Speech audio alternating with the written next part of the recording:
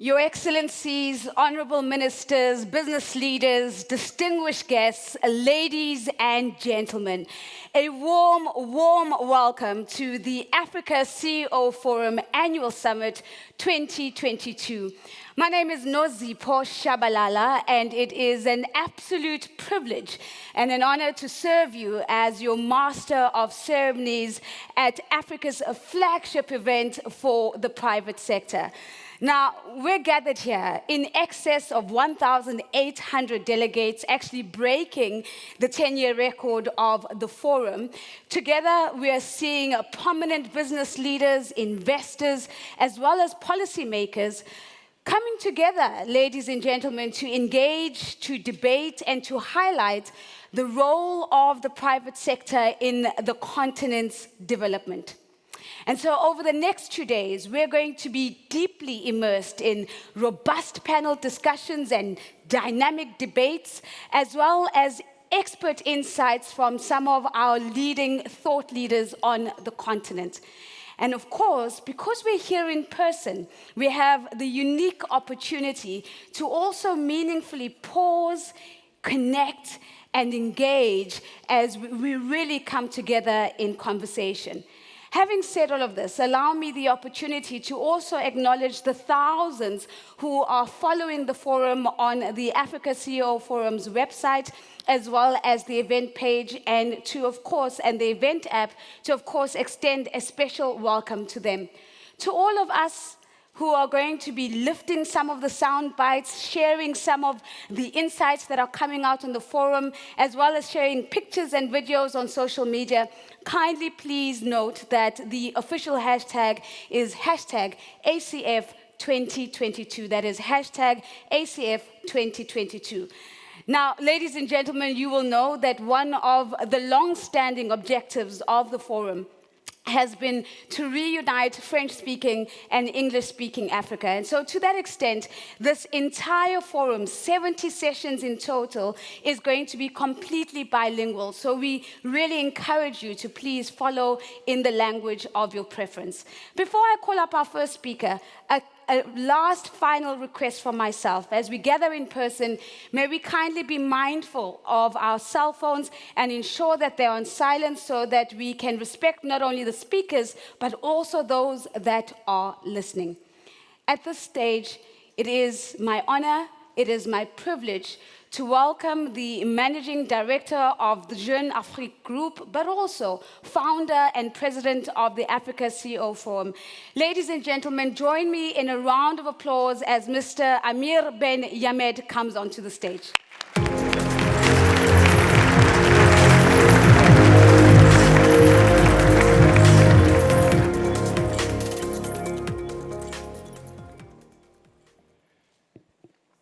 Monsieur le Président de la République de Côte d'Ivoire, Monsieur le Président de la République du Ghana, Monsieur le Vice-président, Mr. Vice President of Nigeria, Monsieur le Vice-président de la Côte d'Ivoire, Madame la Première ministre du Gabon, Monsieur le Premier ministre de Côte d'Ivoire, Mesdames et Messieurs les ministres, Mesdames et Messieurs les présidents d'institutions, chers participants, chers amis, Akwaba, bienvenue, comme on dit en Côte d'Ivoire.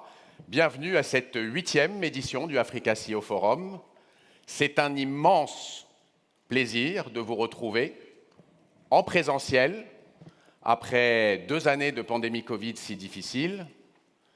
C'est un immense plaisir de vous retrouver après 2 années de visioconférence, Zoom, Teams, dont je crois qu'on peut tous convenir qu'elles ne remplaceront jamais le contact et la qualité des échanges que nous pouvons avoir dans cette conférence. Et c'est un immense plaisir, Monsieur le Président, de nous retrouver à Abidjan, en Côte d'Ivoire. Merci à tout le gouvernement ivoirien pour le soutien qu'il nous a donné pour l'organisation de cette conférence. Alors, c'est un immense plaisir de se retrouver, mais ces retrouvailles arrivent à un moment très difficile. Un moment où les crises se succèdent, la crise Covid, la rivalité entre la Chine et les États-Unis, la crise entre l'Ukraine et la Russie, l'inflation, l'énergie, et où ces crises dessinent un monde nouveau, où la recherche d'autonomie stratégique, la maîtrise des futurs moteurs de la croissance va devenir pour notre continent une nécessité. Et ce que nous souhaitons, c'est qu'à l'issue de ces 2 jours de conférence, chacune et chacun d'entre vous repartent déterminés, convaincus que nous pouvons construire dans ce monde nouveau une Afrique unie face aux enjeux mondiaux, forte vis-à-vis de ses partenaires internationaux, ambitieuse dans ses nouvelles politiques économiques et industrielles et protectrice vis-à-vis de ses populations. Alors, souveraineté et prospérité, notre thème. Monsieur le Président, je ne peux pas aborder ce thème ici, à Abidjan, en Côte d'Ivoire, sans m'arrêter un instant sur les performances de votre pays, qui, je crois, a su donner l'exemple. La Côte d'Ivoire a connu une grave crise électorale en 2010 et a su, depuis, se reconstruire, se transformer et, en moins de 10 ans, devenir l'une des économies les plus dynamiques du continent. Et cette trajectoire se poursuit aujourd'hui, puisque le président Alassane Ouattara a fixé un nouvel objectif ambitieux, qui est de doubler à nouveau le PIB de la Côte d'Ivoire à horizon 2030. Cet objectif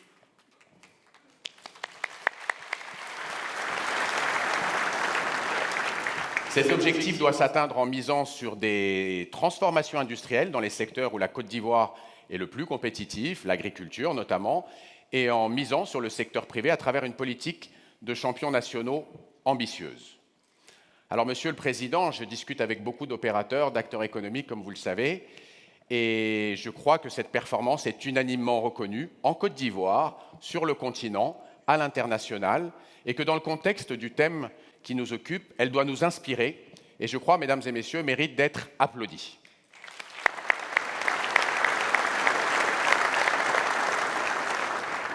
Alors, cet agréable hommage rendu, je voudrais en revenir à notre programme. La souveraineté et les nouvelles routes de la prospérité. Nous avons choisi ces thèmes parce que nous pensons que c'est également une opportunité historique pour le continent d'engager sa transformation.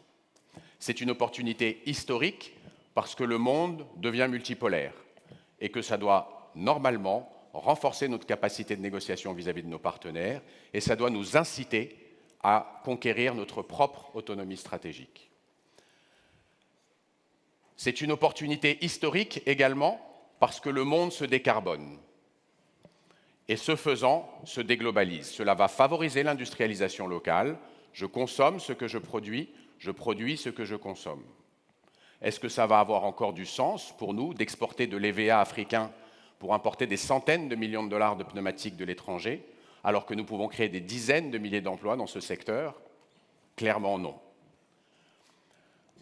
Ça sera une opportunité historique aussi parce que l'énergie et les ressources minières sont à nouveau au cœur de la géopolitique mondiale. J'en veux pour preuve le bénéfice que nous en tirons déjà, puisque nous avons le retour en force du gaz africain, alors qu'il y a quelques mois, il était banni en termes de financement.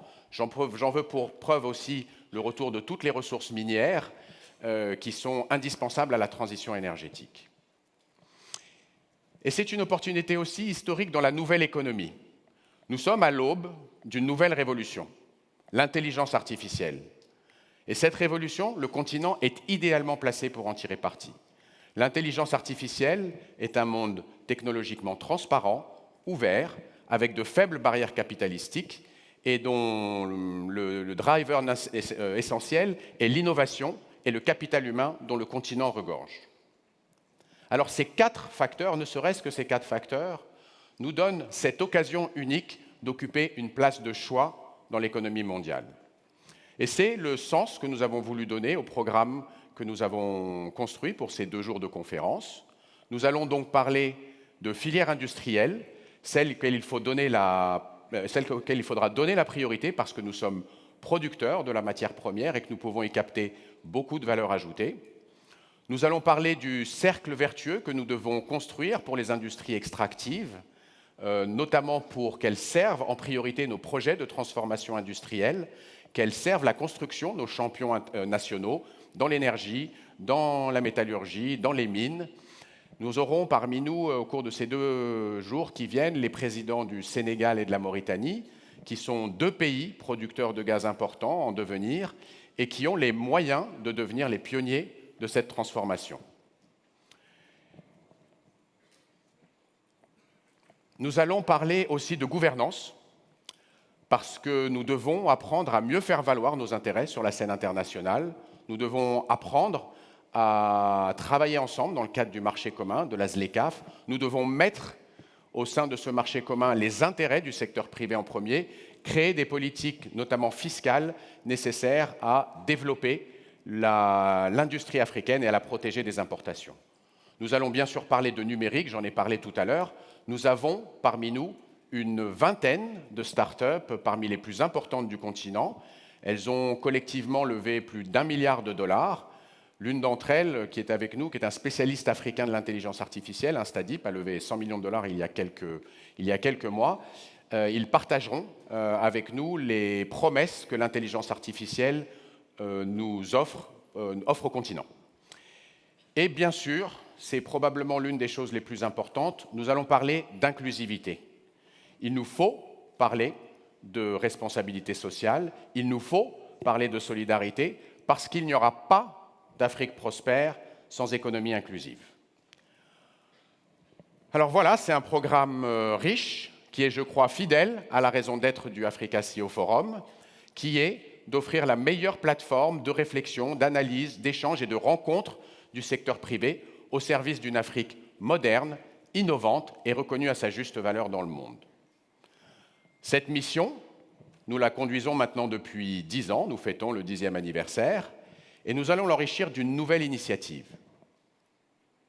Une initiative qui est au service d'une industrie centrale pour notre projet de conquête de souveraineté, centrale pour nos nouvelles routes de la prospérité, qui est au cœur du projet de marché commun, qui est indispensable pour le développement de nos économies et de nos entreprises. Je veux parler de l'industrie financière.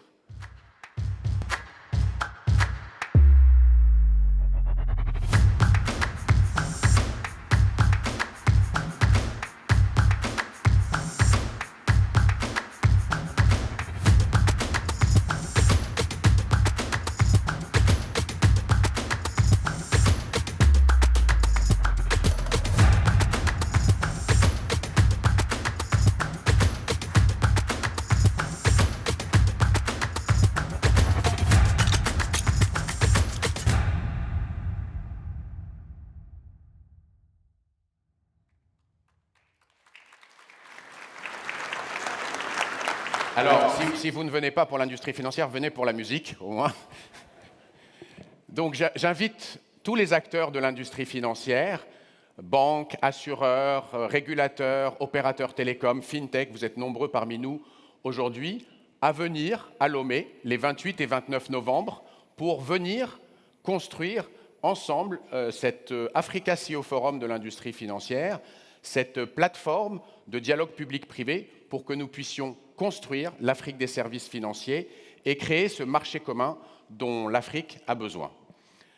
C'est notre première contribution en tant qu'Africa CEO Forum à cette nouvelle quête de souveraineté et ce développement des routes de la prospérité. Voilà, mon intervention touche à sa fin. Avant de laisser la place à la suite de la cérémonie d'ouverture, je voudrais faire quelques remerciements. D'abord, je voudrais tous vous remercier pour votre présence et pour le soutien que vous nous avez accordé pendant ces 2 années de pandémie Covid. Je voudrais remercier la SFI, son directeur général, M. Maktar Diop, son vice-président pour l'Afrique, M. Sergio Pimenta, et toute leur équipe de collaborateurs très talentueux et dévoués qui nous ont aidés à organiser cette conférence. Je voudrais avoir bien sûr un mot pour nos partenaires, nos sponsors, grâce à qui nous portons haut et fort la voix du secteur privé depuis maintenant 10 ans. Je voudrais remercier toute l'équipe de Jeune Afrique Media Group et du Africa CEO Forum qui s'est démenée depuis 12 mois pour organiser dans des conditions que vous connaissez difficiles cette conférence. Et je voudrais finir par remercier une nouvelle fois Monsieur le Président de la République de Côte d'Ivoire, Alassane Ouattara, et toute la Côte d'Ivoire pour l'hospitalité et le soutien qu'elle donne à cette conférence. Merci à tous, excellente conférence et bon séjour à Abidjan. Merci.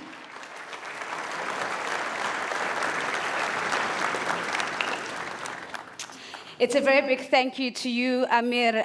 Ladies and gentlemen, now, over the course of its history, the Africa CEO Forum has always sought out formidable partners with a shared ambition to ensure that this event becomes the reference point for the private sector. And today, of course, we have the honor of not only having this particular partner as a co-host over the next 2 days, but now to hear from the managing director of the International Finance Corporation. Ladies and gentlemen, if I can ask you to welcome with a round of applause, Mr. Makta Diop.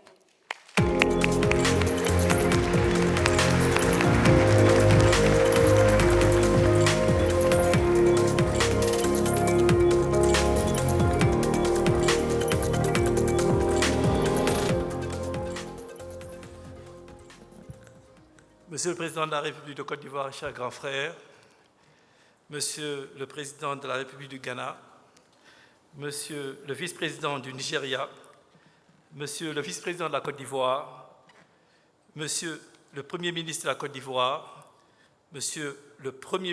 Madame le Premier ministre du Gabon, Mesdames et Messieurs les ministres, Mesdames et Messieurs les représentants d'institutions. Merci mon cher ami Amir pour cette excellente présentation. Et permets-moi d'associer Mme Beni Ahmed à ces remerciements parce que nous étions tous ensemble ici quand tout cela a commencé. Merci Mme Beni Ahmed. Et encore une fois, mes condoléances pour la perte d'un homme qui a marqué l'Afrique, votre mari qui a été une inspiration pour un certain nombre d'Africains ici présents. Je vous remercie pour cela. Distingués invités, je suis très heureux d'être parmi vous aujourd'hui à l'occasion de ce forum exceptionnel et souhaite remercier les autorités de Côte d'Ivoire qui nous accueillent à Abidjan ainsi que le groupe Jeune Afrique, partenaire de choix pour l'organisation de ce forum. Le forum célèbre sa 10e édition dans un contexte très particulier, à un moment décisif pour l'Afrique. Je me souviens, comme si c'était hier, d'avoir participé à la toute première édition du forum à Genève et de l'avoir vu évoluer et devenir un endroit de rencontre privilégié. C'est donc avec un immense plaisir que de retrouver des visages familiers et d'en découvrir de nouveaux. Et je tiens à souligner combien nous sommes chanceux de pouvoir nous réunir si nombreux à l'occasion et de rappeler l'importance des vaccins, sachant qu'il nous reste beaucoup de chemin à faire en matière d'équité vaccinale sur le continent africain.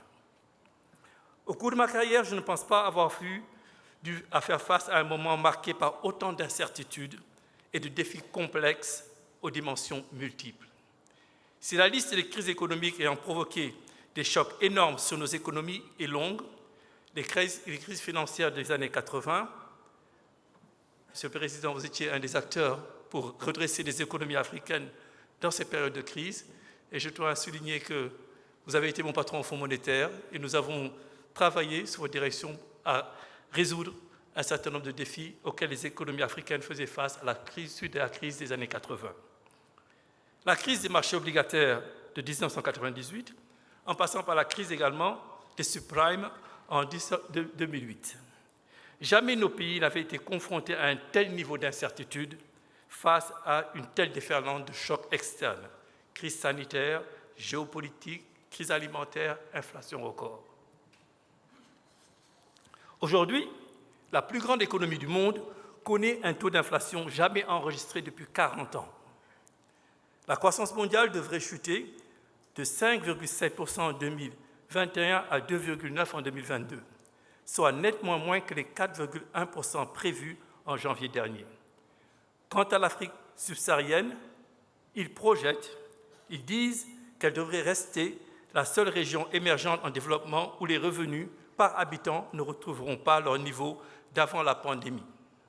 Et cela, malgré les énormes efforts consentis par les pays pour faire face à la situation à travers des politiques contre-cycliques. Ajoutons à cette liste le défi permanent du changement climatique qui continue de fragiliser notre continent, l'Afrique. Ce défi a été mis en exergue lors de la COP15 qui a été organisée ici à Abidjan et qui a montré l'impact que cela pouvait avoir et a déjà sur le développement de nos économies. Sans paraître trivial et répéter ce que beaucoup de gens ont déjà dit, je suis cependant convaincu que les opportunités abondent et qu'il faut saisir le moment. Cette convergence de crises offre au continent une occasion unique d'opérer les changements structurels nécessaires à la transformation de nos économies. L'Afrique est à un point d'inflexion. Il s'agit de faire de cette crise un moment de transformation structurelle. Nous pouvons et devons accélérer ce processus. En un mot, nous devons saisir le moment. We need to seize the moment. Plus que jamais, le secteur privé doit être le moteur des stratégies de développement. Il sera l'élément essentiel pour que la croissance ne soit pas simplement rythmée par l'évolution du prix des matières premières. Il nous faut des entreprises capables d'être compétitives sur le marché extérieur et de produire en masse. Dans une tribune récemment publiée dans les colonnes du groupe Jeune Afrique, j'ai insisté sur le fait que le contexte actuel oblige le continent à accélérer les progrès réalisés pour mettre en œuvre la zone de libre-échange commercial, la ZECLAF. Portée par le secteur privé, la ZECLAF offre à l'Afrique une opportunité unique de créer des économies d'échelle, de réduire sa dépendance face au reste du monde, tout en conquérant des marchés, non seulement en Afrique, mais aussi à l'extérieur. Je souhaiterais illustrer cela par un exemple concret. Le secteur de la construction, qui offre une opportunité unique de création d'emplois, sachant que pour chaque maison construite, 5 emplois sont créés. La demande pour le logement dans les pays africains est gigantesque du fait de l'urbanisation rapide et l'augmentation du revenu de la classe moyenne. Or, en dehors du ciment, la majorité des intrants pour la construction est importée. Voir éclore des champions régionaux susceptibles de produire à des prix compétitifs dans chacune des filières de la construction est une opportunité à saisir. Ceci exige bien sûr des investissements en infrastructures, une réduction du coût de l'électricité et la formation d'une main-d'œuvre qualifiée. Aujourd'hui, la SFI travaille sur la question du logement abordable avec les banques, ici en Côte d'Ivoire, sur la question des prêts hypothécaires et aide les développeurs à créer des chaînes de valeur dans le secteur de la construction. Nous pouvons et devons créer des géants régionaux pour la production de verre, de robinetterie, d'aluminium qui permettra de créer cette chaîne de valeur et transformer structurellement les économies africaines. Le même principe s'applique au secteur de l'agriculture. L'Afrique peut nourrir l'Afrique, à condition de transformer son secteur agricole et de s'attaquer à la question de l'accès à la terre.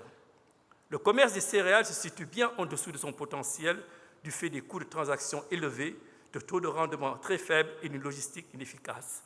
Je souhaite au passage saluer les efforts de la Côte d'Ivoire, le pays ayant relevé le défi de transformer les chaînes de valeur et d'industrie de la transformation alimentaire sur son territoire, notamment dans le domaine de l'anacarde et du cacao, et ceci avec le soutien de la SFI.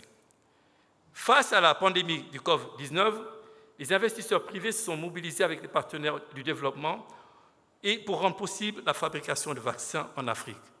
Cela montre que dans un temps record, nous pouvons transformer nos économies et installer des industries qui, quelques années auparavant, étaient inimaginables, ce qui était inimaginable de faire sur ce continent.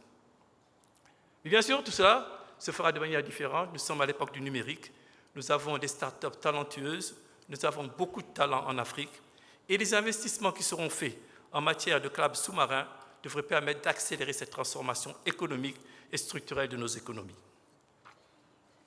Nous devons, bien sûr, donner priorité aux investissements et dans le domaine innovant et profiter de cet accent renouvelé sur la question du changement climatique pour créer également des investissements qui participeraient à la chaîne de valeur dans ce domaine.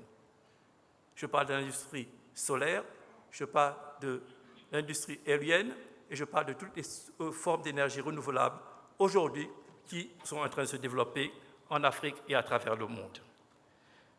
Je voudrais donc conclure en disant que l'Africa CEO Forum, qui célèbre son 10e anniversaire, offre une plateforme unique pour échanger et débattre de nos priorités et définir ensemble la voie à suivre.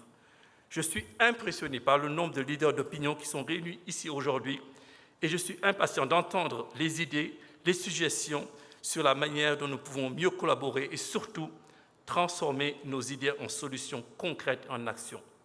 Nous avons beaucoup à discuter et à entreprendre ensemble, mais le temps presse. Commençons sans plus tarder. Merci.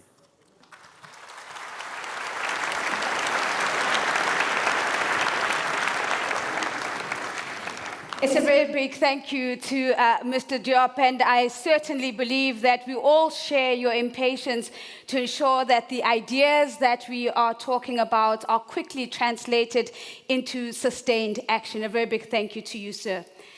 Now, ladies and gentlemen, after a 3-year-long absence, there is no other place in the world where the Africa CEO Forum could have come back to.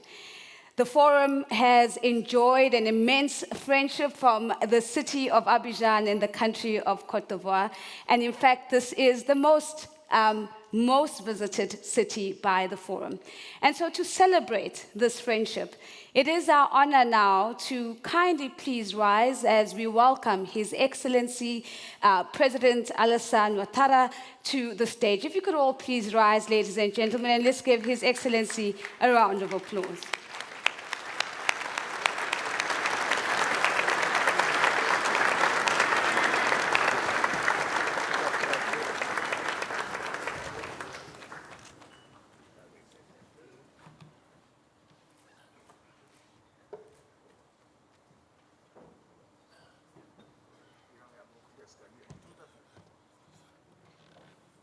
Mesdames, Messieurs, pardonnez-moi, veuillez vous asseoir s'il vous plaît. Bien, où est Madame Tchabalala? Elle est là, non? Bala, comment allez-vous? I'm well, sir. Thank you very much. Ça va bien? Ça va bien, merci. Voilà, elle m'a demandé, dans son intervention, elle a dit qu'on pouvait s'exprimer dans la langue dans laquelle nous sommes le plus à l'aise. Yes. Alors donc, je vais vous faire mon discours en Djoula ou en Wolof. Qu'est-ce que vous préférez? Bon, néanmoins, je vais le faire en français. Majesté, la reine Maxiba des Pays-Bas, Excellence, Monsieur Nana Akufo-Addo, président de la République du Ghana, Monsieur le vice-président de la République du Nigeria, Monsieur le vice-président de la République de Côte d'Ivoire, Mesdames et Messieurs les chefs de gouvernement de la République gabonaise, de Côte d'Ivoire, Monsieur le président de la Banque africaine de développement, Monsieur le directeur général de la Société financière internationale, Mesdames et Messieurs les ministres, Monsieur le Président de l'Africa CEO Forum, Madame la vice-présidente du groupe Jeune Afrique, Mesdames et Messieurs les membres du corps diplomatique, chers participants au CEO Forum, honorables invités, Mesdames et Messieurs, c'est avec un réel plaisir que je vous accueille à nouveau à Abidjan à l'occasion de la 8e édition de l'Africa CEO Forum. Comme le disait tout à l'heure Amir, Akwaba à toutes et à tous. Akwaba, bienvenue en terre ivoirienne. Je voudrais saluer la présence distinguée de Sa Majesté, la reine Maxiba des Pays-Bas, ainsi que celle de mon frère Nana Akufo-Addo, président du Ghana. Cher frère Nana, nous sommes heureux et honorés de vous accueillir en Côte d'Ivoire. Pour ceux qui ne le savent pas, Nana veut dire majesté, donc c'est pour ça que je vous appelle double excellence, double excellency. Je salue également la présence de mon jeune frère Yemi Osinbajo, vice-président du Nigeria, représentant mon frère le président Muhammadu Buhari à ce forum. Nous aurons aussi le plaisir d'accueillir cet après-midi le président du Sénégal, président en exercice de la conférence des chefs d'État de l'Union africaine, le président Ould El Ghazouani de la Mauritanie et le président Mohamed Bazoum du Niger. Donc je tiens bien sûr à les remercier d'avance pour leur accord d'être avec nous dans la journée ou demain. Je remercie également les chefs de gouvernement et les ministres des différents pays, frères et amis, les dirigeants d'entreprises, ainsi que tous nos partenaires techniques et financiers pour leur participation à ce forum. Et je tiens bien évidemment à féliciter, à encourager le groupe Jeune Afrique pour l'organisation régulière de ce grand rendez-vous des décideurs publics et privés. Bravo à toi, Amir, pour cette belle opportunité. Bien évidemment, j'ai une pensée émue pour mon regretté ami et frère, le président Béchir Ben Yamed, fondateur du groupe Jeune Afrique, à qui je voudrais rendre hommage pour son action en faveur des pays africains, de l'Afrique et de sa jeunesse en particulier. Excellences, honorables invités, mesdames et messieurs, depuis 2020, tout le monde est entré dans une nouvelle ère de troubles politiques, économiques et sanitaires. L'Afrique subsaharienne a connu en 2020 une récession économique de 1,7% en raison de la pandémie de Covid-19 et bien sûr sa sous-performance économique la plus importante depuis des décennies. À titre d'exemple, comme l'indiquaient tout à l'heure les chiffres projetés par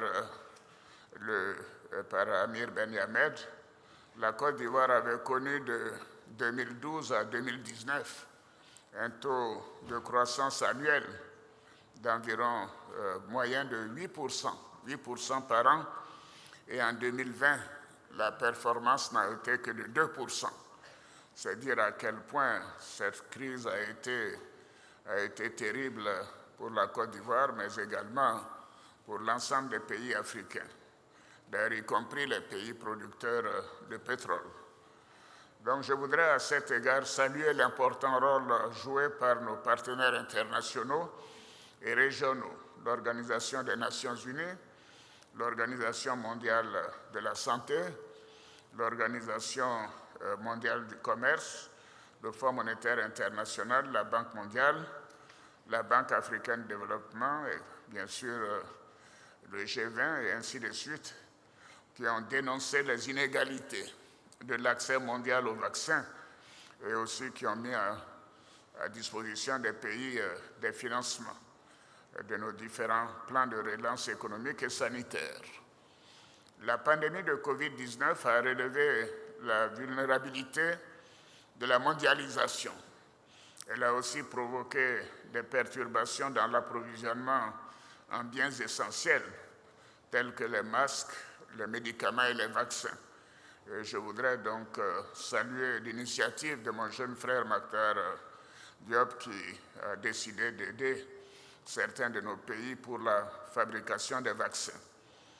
Et évidemment, cette situation de pandémie a été accentuée avec la crise en Ukraine et ses répercussions économiques et sociales et même financières dans le monde. En effet, en raison de la guerre en Ukraine, plusieurs pays ont restreint ou suspendu leurs exportations pour garantir leur sécurité alimentaire et contrer la hausse des prix sur leur marché intérieur. Il s'agit notamment de grands producteurs tels que l'Inde, mais aussi la Hongrie, la Moldavie pour le blé et de l'Indonésie pour l'huile de palme, bien que cela ait été maintenant suspendu. Une telle situation, bien sûr inflationniste, partout dans le monde, pousse le gouvernement et les entreprises à réévaluer leur dépendance aux réseaux internationaux et à accélérer la localisation de leurs opérations. Donc c'est réellement une remise en cause de la mondialisation et de la notion du commerce mondial, ce qui est très perturbant, surtout pour les pays en développement qui sont les nôtres. Avec ces restrictions, l'inflation, bien sûr, est galopante Maktar le disait tout à l'heure, aux États-Unis, c'est de 8,5%, son plus haut niveau depuis 40 ans, et l'Union européenne au-delà de 5%. Et dans la sous-région, nous avons donc dans l'UMOA, la zone qui intéresse le plus la Côte d'Ivoire, l'inflation a été généralement de 3% pendant la période que j'indiquais. Maintenant a atteint a doublé et a atteint le niveau de 6,4% au premier trimestre 2024. Donc, vous voyez toutes les conséquences d'une telle situation inflationniste avec la baisse du pouvoir d'achat dans nos pays, mais également les problèmes d'utilisation de l'épargne et d'emprunt sur des capitaux à l'extérieur. Les banques centrales sont donc confrontées aujourd'hui à des décisions difficiles. Elles doivent choisir entre vivre avec une inflation plus élevée ou augmenter les taux directeurs pour réduire l'inflation. Donc ce n'est pas une mince affaire. Plusieurs banques centrales ont ainsi récemment décidé d'augmenter les taux, notamment la Federal Reserve des États-Unis, la Federal Reserve Bank, qui a augmenté ses taux de 50 points de base. La Banque centrale du Nigeria, qui a augmenté ses taux de 150 points de base. Le Ghana de 450 points de base et la BCEAO de 25 points de base. Évidemment, tout cela a eu une implication importante sur l'inflation, en espérant que cela ira dans le bon sens, mais également sur le pouvoir d'achat et surtout sur l'épargne intérieure. Malheureusement, cette augmentation des taux impacte également sur le financement de nos économies, car les taux d'emprunt deviennent plus élevés sur les marchés régionaux et internationaux. Voilà, Excellences, honorables invités, Mesdames et Messieurs, nous sommes donc préoccupés, c'est le moins que je puisse dire, par le ralentissement de la croissance mondiale et le problème de la disponibilité pour l'Afrique de certains produits tels que le blé et les engrais, et bien sûr la poussée inflationniste alimentée par la situation également de l'augmentation des prix du carburant. Donc le thème de cette édition, souveraineté, croissance verte et transformation industrielle, les nouvelles routes de la prospérité africaine, est en ligne vraiment, c'est bien choisi, c'est en ligne avec les principaux défis auxquels nous sommes confrontés ici en Afrique. Donc ce thème permet également d'insister sur le rôle moteur que doit jouer le secteur privé dans le développement de l'Afrique, à travers notamment la production et la transformation locale de nos produits de première nécessité. Et je voudrais donc féliciter le groupe Jeune Afrique pour le choix de ce thème particulièrement opportun. Excellences, honorables invités, Mesdames et Messieurs, notre vision est de construire un partenariat d'intérêt mutuel entre le secteur privé et le secteur public pour créer, bien sûr, des emplois pour notre jeunesse et aussi une croissance durable et verte de nos économies. Et à cet égard, la Côte d'Ivoire a lancé un nouveau plan national de développement 2021-2025 d'environ 100 milliards de dollars, dont les 3/4 sont attendus du secteur privé.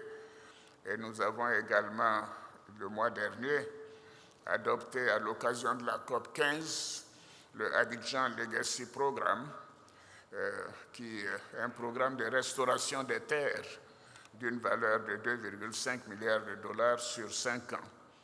Car en 60 ans d'indépendance, le couvert forestier en Côte d'Ivoire a été diminué de 80%. Donc il faut essayer d'améliorer le couvert forestier dans les années à venir, pour nous-mêmes, mais également pour l'humanité.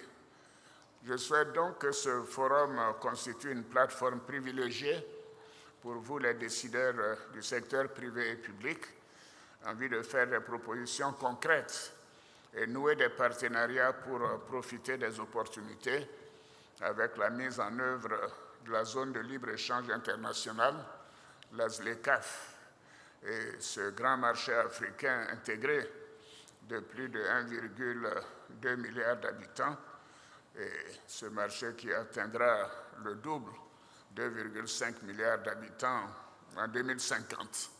Donc nous avons des opportunités, malgré les défis auxquels nous devons faire face. Et je sais que cette grande rencontre d'Abidjan permettra de développer de nouveaux sillons pour nous permettre d'accélérer la transformation de nos économies.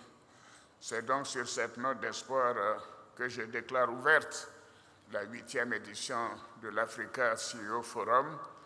Bon séjour à chacune et à chacun de vous en Côte d'Ivoire et notamment à Abidjan. Je vous remercie.